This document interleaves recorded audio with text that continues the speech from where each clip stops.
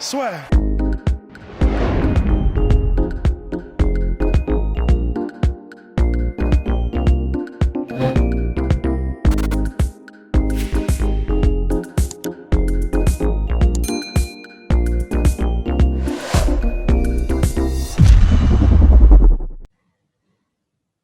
Bonjour à toutes et à tous et joyeux Noël. Joyeux Noël. Bonjour à toutes et à tous, bienvenue dans le podcast La Sueur. Rust est dépité. Pourquoi est-il dépité? Je ne sais pas, mais en tout cas, il est dépité. Bonjour mon cher Rust, j'espère que vous allez bien. Bonjour. Alors, on va s'intéresser aujourd'hui à Conor McGregor. N'hésitez pas à vous abonner, à liker la vidéo, ça nous aide énormément. Conor McGregor, donc on a parlé de Dustin Poirier qu'il va affronter le 23 janvier prochain lors de l'UFC 257. On a fait une analyse du striking, enfin, analyse à notre humble niveau, du striking de Dustin Poirier. Conor McGregor y aura droit aussi, mais surtout, là, on va s'intéresser à la fameuse touch of death de Conor McGregor. Cette gauche quasi létale qui lui permet d'éteindre n'importe quel homme sur Terre. Et oui, mais surtout, qui lui a permis de devenir une véritable superstar avec ses nombreux KO. Et pour beaucoup, Conor McGregor, ce n'est que cette gauche. Mais vous allez voir là que oui, certes, tout mène à cette gauche, ce bras arrière qui lui permet d'éteindre ses adversaires, mais vous allez voir qu'il y a tout un écosystème développé par Conor McGregor pour lui permettre d'arriver à cette fameuse finition. Mais avant, un petit point statistique, mon cher Ross s'impose. Conor McGregor en carrière, c'est 22-4, 22 victoires, 4 défaites, dont 20 victoires par KO. Une stat impressionnante quand même, 1,95 knockdown par combat à l'UFC, et des combats à l'UFC qui pour lui durent en moyenne 8,2 minutes, donc c'est moins de 2 rounds, ce qui est quand même assez impressionnant pour quelqu'un qui est arrivé à l'UFC en 2013, si je ne m'abuse. Bien, donc mon cher Rust, on va voir différents points pour Conor McGregor qui mène finalement à cette gauche, mais surtout ce qu'il faut garder à l'esprit, c'est que nous on fait surtout des podcasts, donc ça va pas être très compartimenté, parce que vous allez voir en plus que tout est en lien et tout permet justement à Conor McGregor de créer des incertitudes chez l'adversaire. Ouais, bah, c'est pour ça en fait, c'est ce que tu disais, c'est que on va se concentrer sur effectivement sur la gauche, juste la gauche en elle-même et comment est-ce qu'il développe cette capacité à éteindre n'importe quel adversaire effectivement sur Terre. Alors évidemment, on reste entre guillemets à des poids raisonnables parce qu'un mec qui fait genre 120 kilos, enfin c'est peut-être un peu plus compliqué physiquement, mais en tout cas voilà, c'est vrai que ça commence. On peut commencer Ou effectivement un mec de toute 50 façon, piges qui est en train de boire sa bière dans un pub irlandais. parce que là il l'a pas éteint pour le coup. Mais voilà, en fait, tout commence bien évidemment, avant de rentrer dans la mécanique en elle-même de la gauche, par le fait que, c'est une évidence, mais il faut le dire, il ne balance pas que sa gauche. Ça peut paraître un peu con à dire, mais c'est pas aussi évident. C'est-à-dire qu'il y a beaucoup de combattants qui se reposent, ils ont un coup en particulier qui marche bien, et du coup, ils finissent par ne se reposer que sur ce coup-là, et du coup, il devient très prévisible, et du coup, ils sont moins efficaces dans la manière de l'amener. Alors que Conor, c'est vrai que bien sûr, sa gauche finit les combats, donc c'est de ça qu'on parle, mais il faut vraiment se dire qu'elle est amenée de bien des manières. C'est-à-dire que il a tout un écran de fumée qui fait que avant que sa gauche ne passe, comment dire, son adversaire est saturé d'informations qui viennent de partout et pas seulement déjà de ces points, mais et pas évidemment pas que de sa gauche. C'est-à-dire que ce sont des kicks. C'est-à-dire que ce sont comment dire, c'est du harcèlement avec sa main avant, sa main droite. C'est-à-dire qu'il va jouer avec ta main comme il est gaucher et que se retrouve généralement contre des droitiers. Il va jouer avec ta main. Il va entre guillemets te pourrir un petit peu, te faire douter, c'est ce que tu disais, te donner, comment dire, créer de l'incertitude. Donc ça peut être pour les kicks des front kicks, des low kicks, ça peut être, comment dire, juste dans ses déplacements, parce qu'il y a aussi le fait que Conor est un contreur, c'est-à-dire que il peut mettre KO, on l'a vu contre Dustin Poirier, contre Cowboy Cerrone, il peut mettre KO en étant purement offensif, mais il fait son meilleur travail et sa gauche létale, dont on a l'impression qu'elle est presque magique, elle passe surtout quand il est en contre. Mais du coup, la manière dont ça fonctionne, généralement en tout cas, pour les bons contreurs, c'est qu'ils mettent une pression qui fait que tu étouffes. C'est-à-dire qu'ils te, comment dire, ils te mettent sous pression, ils avancent constamment, ce qui est paradoxal, on pourrait se dire, pour un contreur, tu vois. Et pourtant, c'est justement le fait qu'ils sont capables de te pousser à la faute en te harcelant, et quand toi, tu décides de te jeter pour, entre guillemets, en finir avec cette pression, ou te donner de l'espace, ou te libérer un petit peu, et ben c'est là où lui, justement, peut placer ce fameux contre, cette fameuse gauche, ce fameux touch of death, donc la touche de la mort.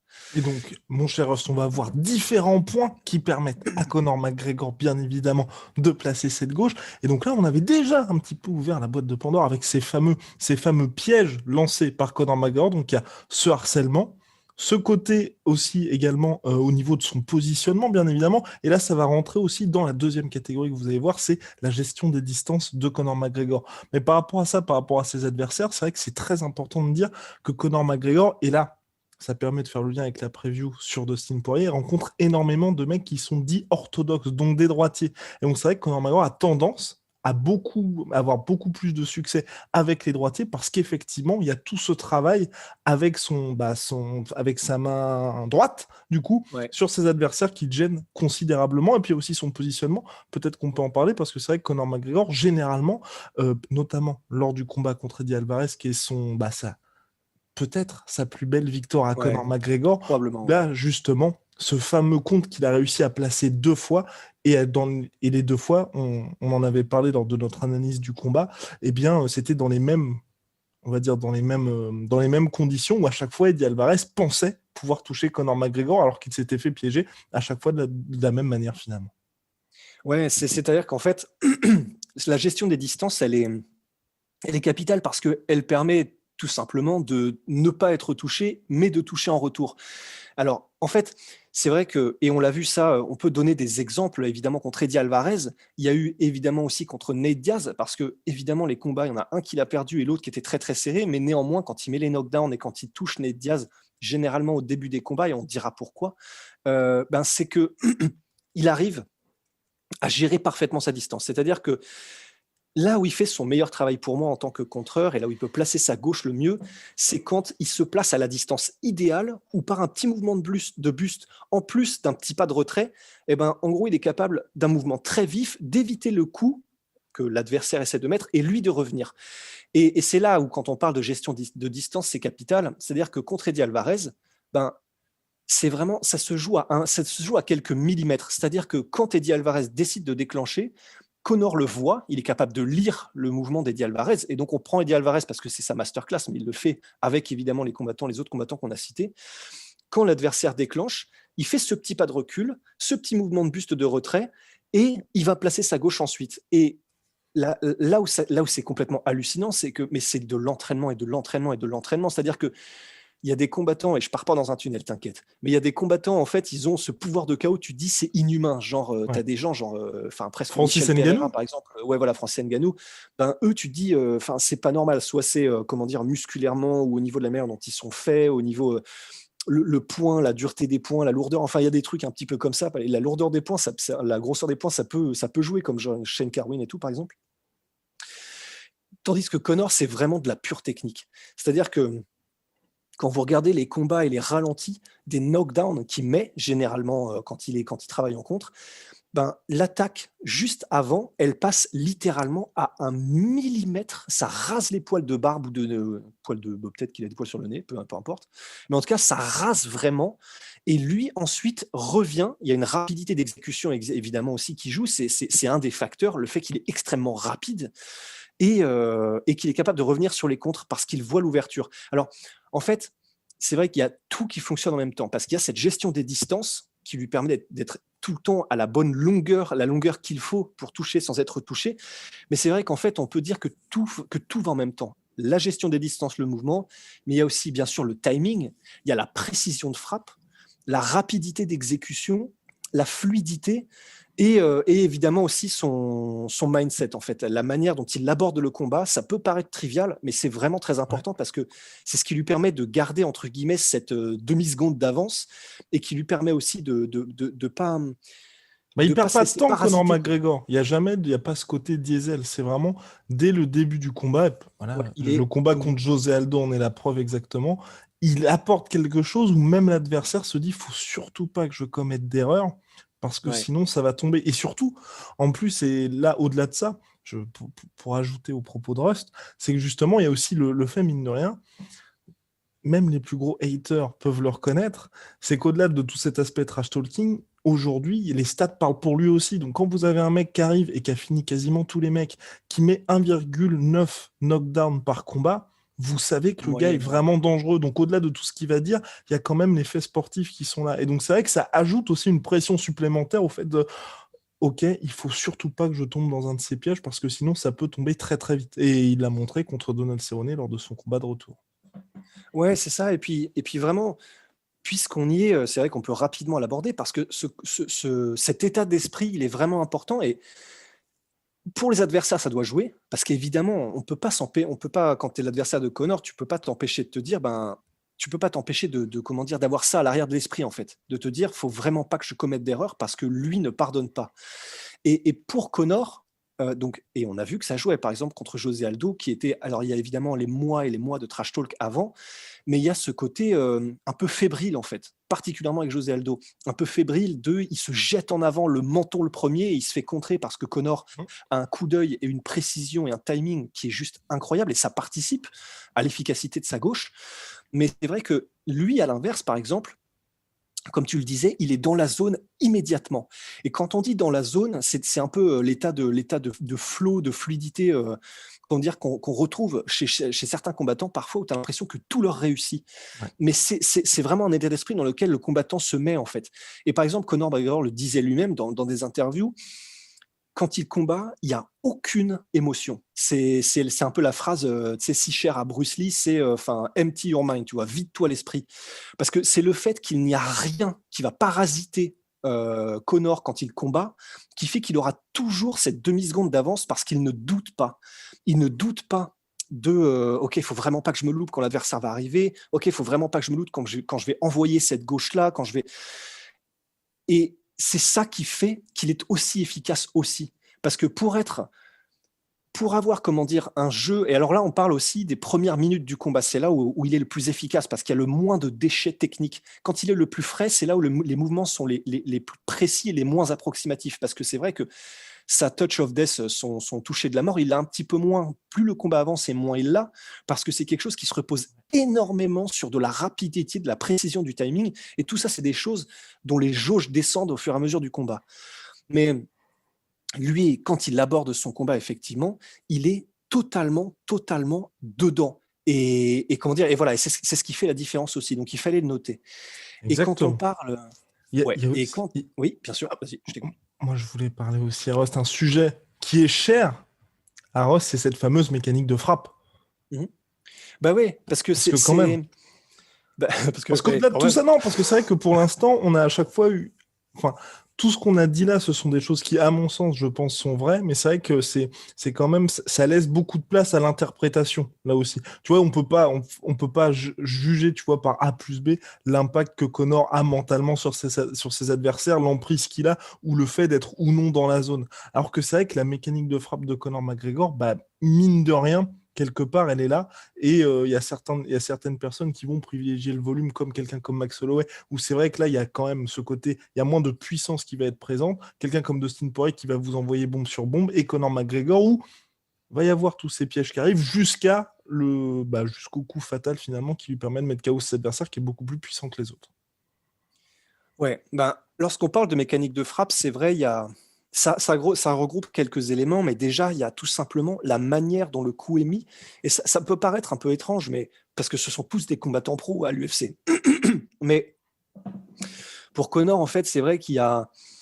On parle souvent de chaîne cinétique et de création d'une chaîne cinétique la plus efficace possible, mais ça a vraiment un sens. C'est-à-dire que bah, vous allez dans n'importe quel club de boxe anglaise ou de kickboxing, de boxe thaï, n'importe quoi, de sport de combat en full contact, et puis lors de vos premières leçons, bah, ce qu'on vous dira généralement après vous avoir dit montez la garde, c'est en gros, tu crées de la puissance en partant des pieds, des jambes, et en fait, c'est tout le corps qui se met en branle pour créer le plus d'efficacité possible, le coup le plus rapide, le plus efficace possible, et comment dire, et avec le moins de déchets possible. Mais c'est-à-dire que c'est tout ensemble. C'est le mouvement du pied, la rotation du pied, de la hanche, du buste, de l'épaule, ensuite du bras. Et en fait, c'est l'angle que vous choisissez, la rapidité à laquelle vous décidez d'enclencher chacun de ces muscles, chacune des pièces du puzzle de la machine, c'est tout ça qui fait qu'à la fin, le mouvement est plus ou moins efficace. Et Connor, il y a vraiment cette impression, c'est vrai, particulièrement dans ses meilleures performances, que cette mécanique, cette cinétique de frappe, elle est parfaitement comprise. Et en plus de ça, mais ça va ensemble, c'est un point qui est très important aussi, c'est donc on l'a évoqué, la fluidité. C'est-à-dire que non seulement il a compris la mécanique de frappe, enfin il a compris évidemment, et beaucoup mieux que nous, hein. C'est-à-dire que quand on dit ça, c'est en analysant un autre niveau, mais c'est qu'en plus de ça, comme il est absolument pas tendu, ni comment dire, ni contracté lorsqu'il envoie ses coups, ce qui est le cas de beaucoup de combattants pro, hein. C'est comment dire, ça dépend aussi des styles, etc. Mais le fait qu'il soit aussi détendu et aussi fluide, eh ben, la rapidité, elle, augmente aussi. C'est-à-dire, et en plus, il est beaucoup moins facile à lire pour ses adversaires. Donc, c'est vraiment un tout qui fait que lorsqu'il déclenche, même parfois, mais ça passe beaucoup moins, juste avec un jab de setup et qui balance son crochet, son direct arrière immédiatement après, il est tellement rapide parce que le mouvement est parfaitement exécuté, qu'il est parfaitement fluide et que la mécanique de frappe est maîtrisée à la perfection, que tu vois rien venir en fait. C'est vraiment, quand on dit que c'est laser ou que c'est sniper, c'est pour ça aussi. Et c'est là où c'est assez impressionnant. Quand on dit parfois que c'est vraiment, que c'est absolument somptueux quand on regarde certains des mouvements des combattants, ben, juste un direct comme ça, par exemple de McGregor, mais ça peut être d'autres armes pour d'autres combattants, simplement un direct quand tout est réglé, mais vraiment comme du papier à musique, du début à la fin du mouvement, et ben c'est juste absolument somptueux, quoi. Et c'est quelque chose qui s'est vu aussi pour Conor McGregor, parce que même au-delà de ça, au-delà de cette mécanique de frappe, il y a toute cette question, comme on se l'a dit, de fluidité, de timing, et c'est pour ça qu'on dit notamment avec Conor qu'il a besoin de combattre. Et quand on regarde son run absolument fou, même dans les défaites, et là je pense notamment aux défaites contre Nate Diaz, parce que contre Khabib, c'était, enfin, aux défaites, la défaite contre Nate Diaz et le deuxième combat qui sont compliqués pour Conor McGregor.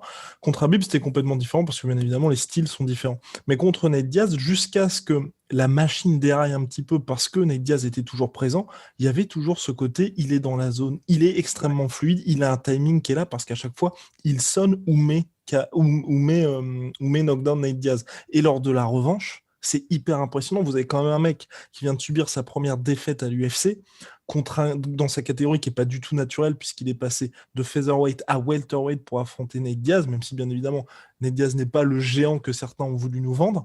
Mais il peut être en proie au doute, Conor McGregor. Et non, le premier round ennemi qu'il fait lors de la revanche, mais je vais pas dire que c'est pas pour moi le meilleur.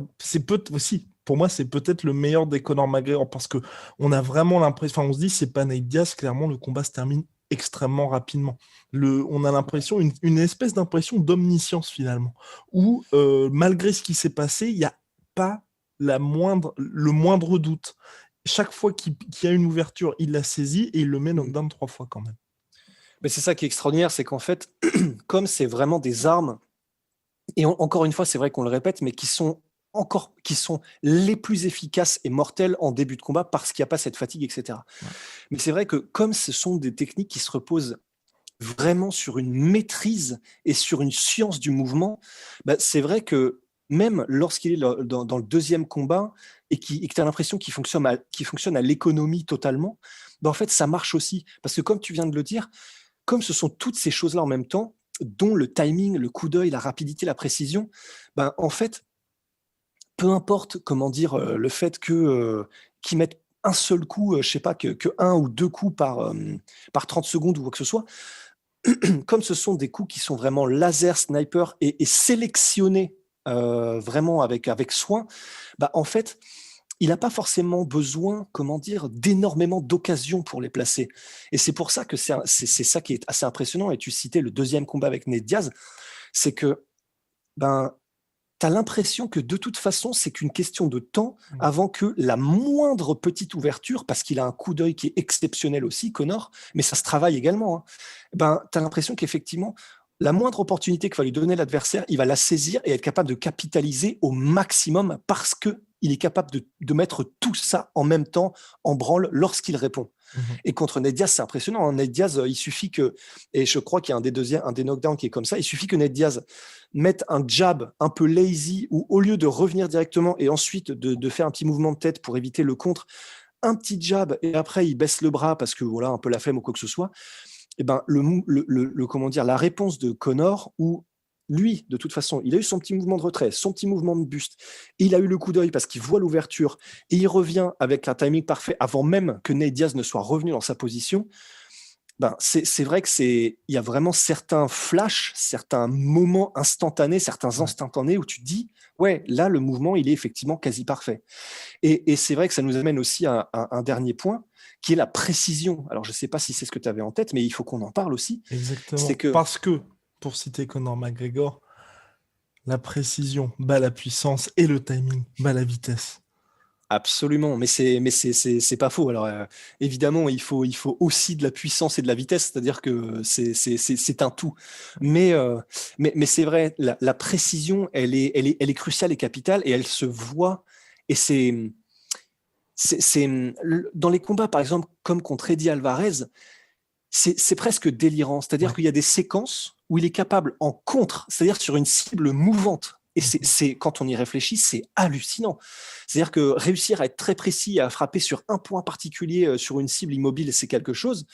Mais face à un adversaire qui vient vers toi et dont le mouvement est forcément un petit peu oscillant, etc., de réussir à placer des contres parfaitement logés sur le menton, comme par exemple contre José Aldo, c'est juste extraordinaire. Et c'est là, effectivement, où Conor McGregor fait aussi une énorme différence par rapport à beaucoup de combattants.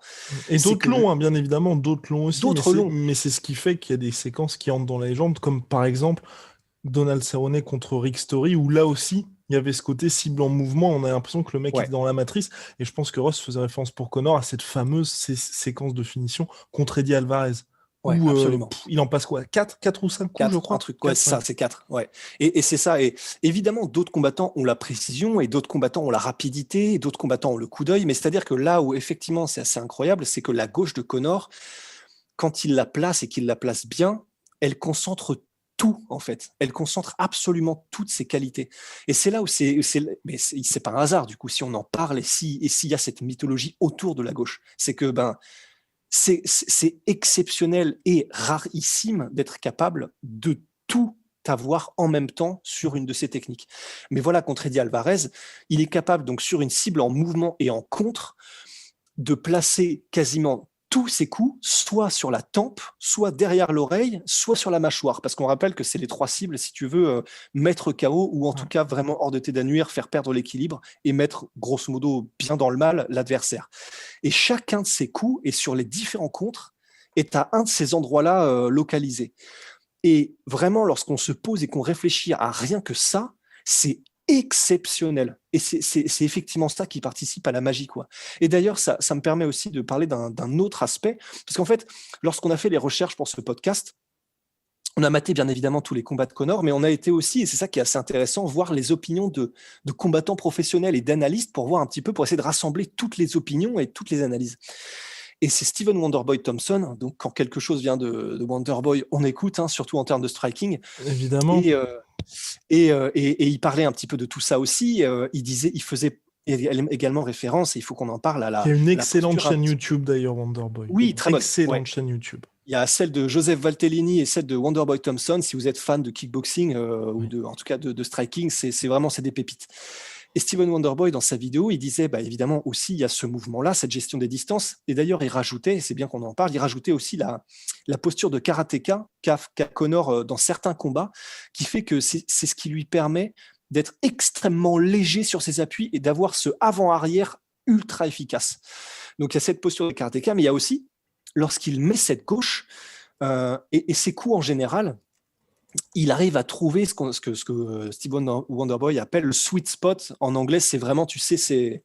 je sais pas, j'ai une idée de ce que je voudrais dire, mais, mais bon, dire. L'endroit douillet, le point G. Ouais, voilà, l'endroit parfait, ouais.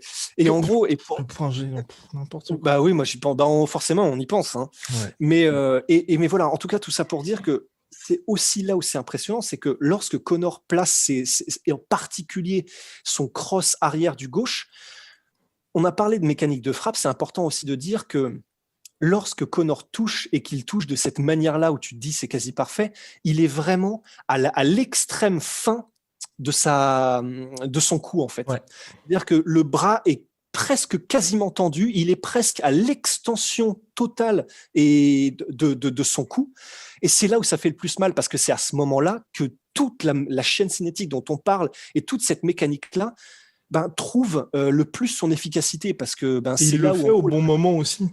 exactement. Parce qu'on l'a jamais vu dans des situations où, comme la plupart des adversaires de Conor, à qui il souhaite que ses adversaires face à se retrouvent dans une situation où eux, ils sont en hyper-extension et se retrouvent, pouf, Ouais. à la merci d'un crochet du bras Oui, arrière. c'est vrai. Conor McGregor, par exemple, ce qu'il fait contre Chad Mendes, là aussi, il est dans une situation où, clairement, il est au bout. Il est au bout, mais sauf que il met knockdown Chad Mendes là-dessus. Alors que lui ne s'est jamais retrouvé dans une situation où, justement, on est en mode, ouf, oula. Là, c'est un très, Mm. très mauvais choix de la part de Conor McGregor. Il a aussi ce côté, il connaît Sauf le contre moment où Khabib. l'avion d'étape. Sauf qu'on. Exactement. Mais c'est là où c'est important. Oui, Parce que par rapport à ce que tu oh viens de là dire, là là là mais là oui, là là là mais là c'est là là. où c'est. Parce que. Full circle. Mais oui, c'est là où c'est très important parce que c'est exactement par rapport à ce que tu viens de dire que ça trouve tout son sens. Contre Khabib, clairement, il y avait il y avait un problème de rythme avec Ouais. McGregor. Et en plus de ça, le mouvement n'était pas là. Il n'y avait pas ce mouvement bondissant avant-arrière. Il n'y avait pas cette espèce de stance, de posture karatéka où tu sens qu'il est très léger, prêt. Qu'il est prêt à avoir cette gestion des distances qui est fabuleuse et à reculer pour contrer, rapidité, etc. Il y avait un petit côté effectivement un peu plus pâteau, un peu moins. Il était moins précis, le timing n'était pas là, et c'est ça qui a fait que tu peux pas, ça pardonne pas contre un mec qui a malgré tout, il a les points extrêmement lourds, Khabib. Et alors évidemment, il y a la fin de takedown, il y a le changement de niveau, mais Conor n'est pas à la bonne distance et il se fait toucher. Alors il n'est pas à la bonne distance parce qu'il n'a pas pris ce pas de retrait, il n'est pas à la bonne distance parce que clairement, il s'est fait, et c'est comment dire, cette fois-ci, c'est Khabib qui l'a saturé d'informations et qui l'a fait douter, qui fait qu'il a eu cette demi-seconde de retard, et donc que Khabib il a pu courir la distance et le toucher à la fin de son overhand. Mais de manière générale, effectivement, donc contre Khabib, clairement, c'était. Mais voilà, il a merdé. Mais lorsqu'on voit effectivement, lorsqu'on parle de ses performances contre, voilà, qu'on a cité contre Alvarez, contre José Aldo, le deuxième combat contre Ned Diaz, etc. Et ben là, en revanche, il a ce timing, il est capable, lui, de trouver le moment parfait où il va être capable de te toucher parce qu'il voit l'ouverture et donc, lorsqu'il a vu l'ouverture, il est capable d'enclencher tout ce qu'on a dit et de te trouver à la fin de son coup. Mais voilà, tout simplement.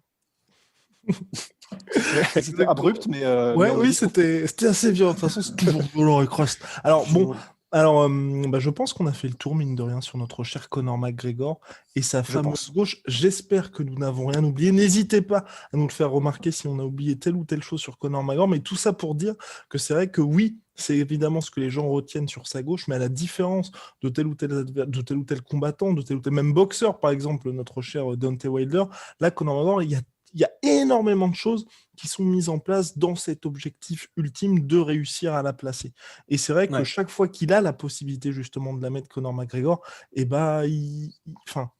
il se trompe pas beaucoup. Et c'est ce qui fait aussi, mine de rien, que ok, il y a tout ce qui s'est passé en dehors de la cage, mais comme il l'a dit, Conor McGregor, I talk and I talk and I talk and I talk, but guess what?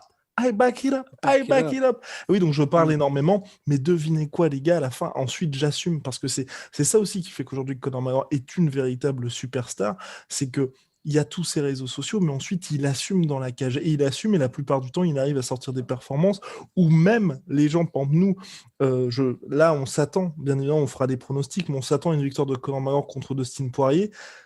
Il y a énormément de faux, il a réussi à surprendre les gens, mais surprendre les gens dans des sphères où on n'imaginait même pas.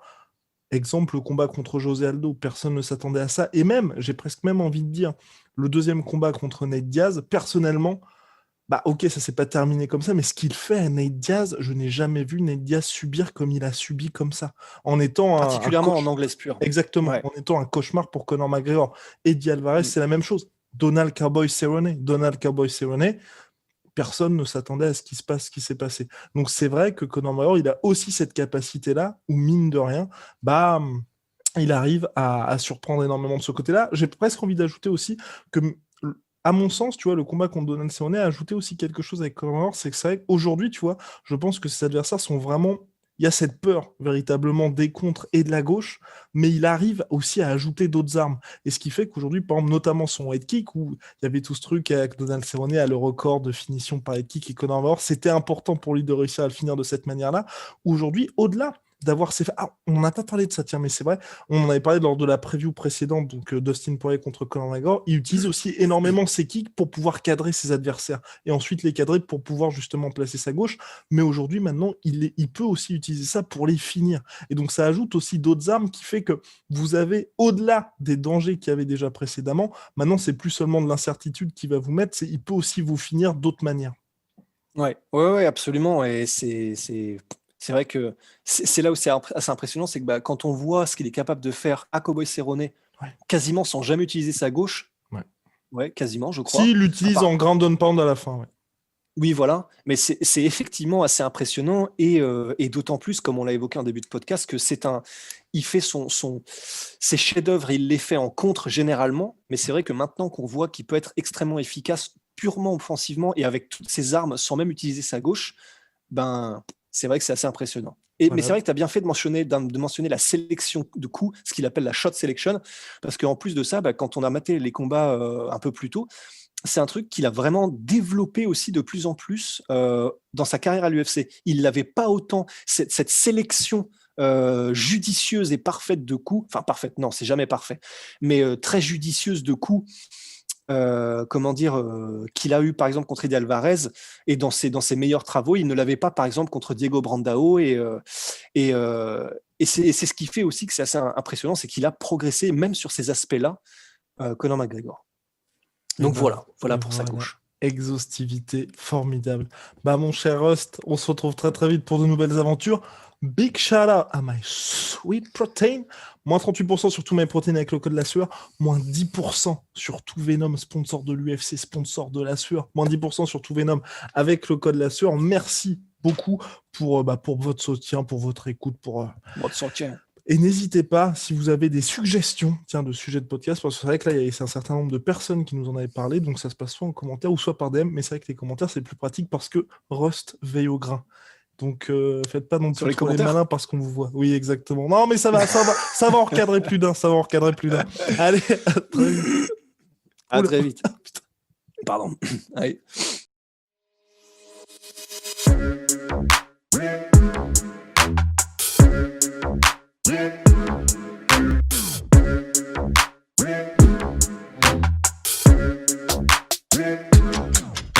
I'm fucking coming for you!